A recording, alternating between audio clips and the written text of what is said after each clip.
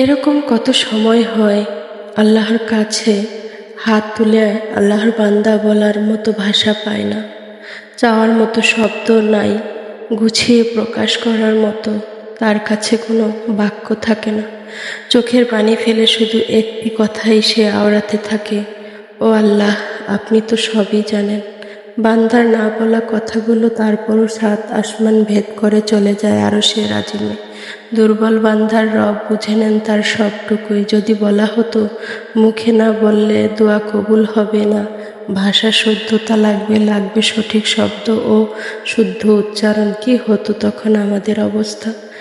এক ভাই দোয়ার মধ্যে বলেছে, আল্লাহ, হাত উঠানোর তৌফিক যখন দিছো, দোয়া কবুল করবা না কেন? আমি আর কার কাছে যাব? তোমার চৌখাট থেকে বিতাড়িত হলে চাওয়ার মতো দ্বিতীয় কোনো জায়গা তো আমার নেই। রাসূলুল্লাহ সাল্লাল্লাহু আলাইহি সাল্লাম বলেছেন, তুমি বান্দার হাত খালি ফেরত দিতে লজ্জা পাও। পুরো জগতের সব মিথ্যে হয়ে যেতে পারে, তোমার রাসূলের কথা মিথ্যে হতে পারে না। এই দুই হাতের চেয়ে রিক্ত হস্ত আর কারো হাত নেই। আমার হাত খালি ফেরত দিও না আল্লাহ।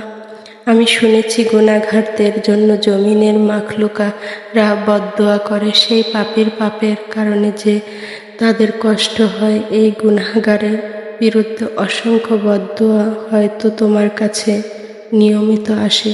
শয়তানের প্ররোচনায় পড়ে হাজারো পাপী এই বান্দার এতগুলো বদদোয়ার মোকাবেলা করার শক্তি নেই।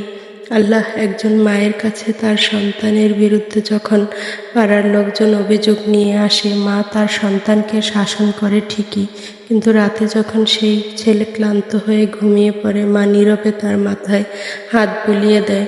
আল্লাহ, শত অভিযোগের কারণে আপনার রহমতের হাত আমার থেকে উঠিয়ে নেবেন না, আমাকে মাফ করে দিন। দোয়া আল্লাহর সাথে কথা বলার নাম। আল্লাহর কিছু বান্দার সেই কথা বলার ধরন কি অদ্ভুত, মায়ায় ভরা। আর কি আছে আল্লাহ ছাড়া? যখন কোনো অসহায় ব্যক্তি তার কাছে ফরিয়াদ জানায়, তিনি তার ডাকে সাড়া দেন আর তার কষ্টগুলোকে দূর করে দেন।